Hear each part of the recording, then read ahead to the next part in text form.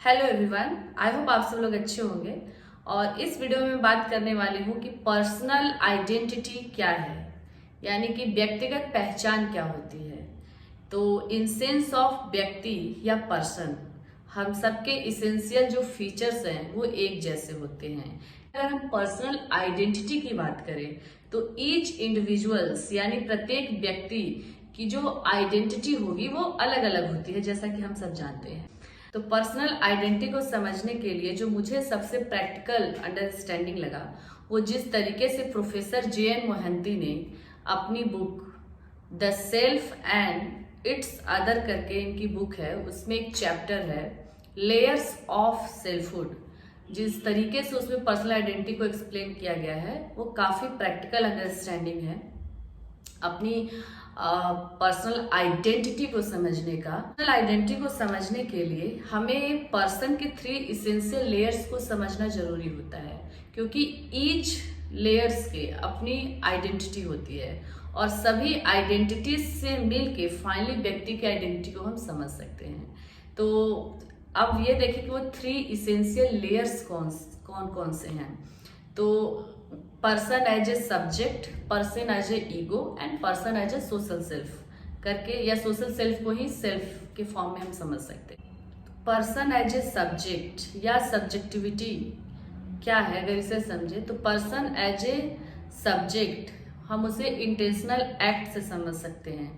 Like intentional act like believing, imagining, thinking, hopping, desiring, ये सारे intentional act हैं। और जितने भी इंटेंशनल एक्ट होते हैं उसके हम एक सब्जेक्ट पोल होता है और एक ऑब्जेक्ट पोल होता है। सब्जेक्ट पोल जहाँ से सारे इंटेंशन जो होते हैं ओरिजिनेट होते हैं यानी उत्पन्न होते हैं, और जिसकी तरफ होते हैं या जिससे रिलेटेड होते हैं उसे ऑब्जेक्ट पोल कहा जाता है। तो फिलॉसफी में जितने क्लासिकल थे फिलोसफर्स, ये जो इंटेंशनल एक्ट थे यानी hopping, believing, desiring, loving, imagining, thinking, ये सारे जो पावर थे वो माइंड से जुड़ा होता था, यानी मेंटल एक्ट होते। जो बिलीविंग, इमेजिनिंग, डिजायरिंग, ये जो इंटेंशनल एक्ट है ये केवल मेंटल नहीं है, बल्कि ये एक इम्बॉडीड एक्ट है जहाँ पे माइंड एंड बॉडी दोनों एक यूनिटी के फॉर्म में है।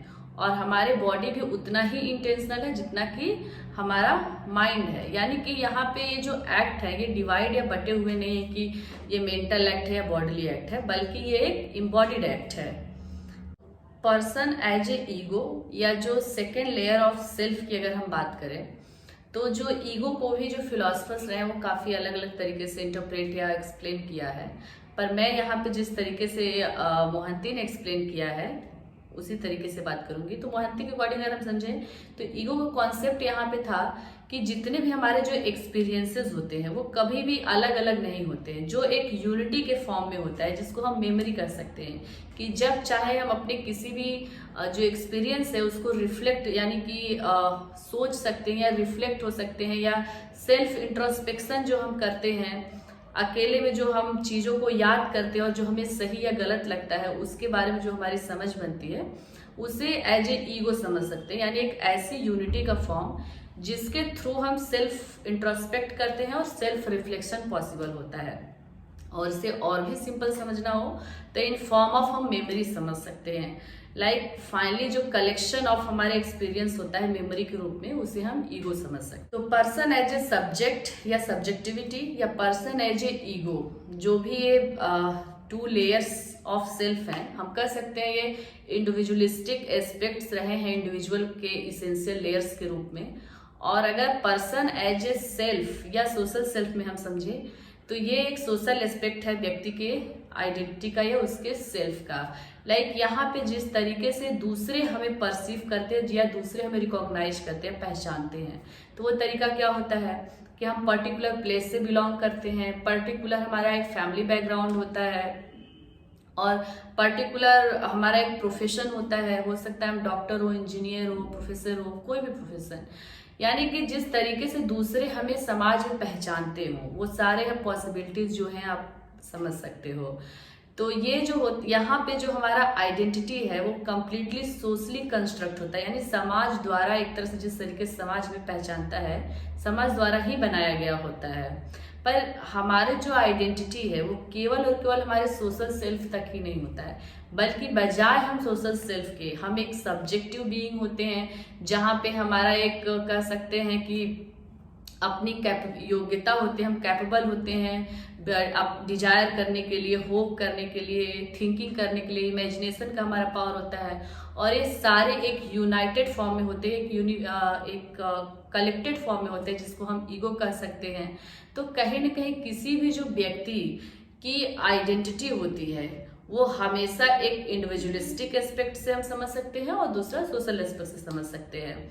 और अगर यहाँ पे एक चीज और है कि हम सभी ऐसा फील करते हैं कि बहुत सारी चीजें जो हम पहले बिलीव्स करते आते हैं वो हमें बाय द टाइम सही नहीं लगता है, या बहुत सारे ऐसे सोशल रूल नॉर्म्स हो सकते हैं, जो बहुत सारी ऐसी मान्यताएं होती है जो हमें अच्छी नहीं लगती, जहाँ पे हम उन्हें मानते नहीं और हम अपना एक बिलीफ सिस्टम बिल्ड करते हैं।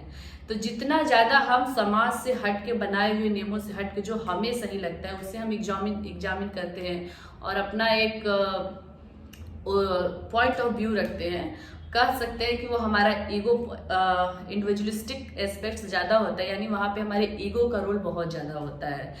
जब हम क्रिटिकल थॉट करते हैं, जो भी पहले से दी गई या बताई गई चीज़ें होती हैं, चाहे वो समाज के द्वारा हो या किसी व्यक्ति के द्वारा हो, हम उसे क्रिटिक करते हैं और अपना एक स्टैंड रखते हैं। तो वो हमारा कह सकते हैं कि काफ़ी ईगो, कह सकते हैं ट्रांसडेंटल ईगो भी कह के फिलोसफर्स ने उसको इंटरप्रेट किया है।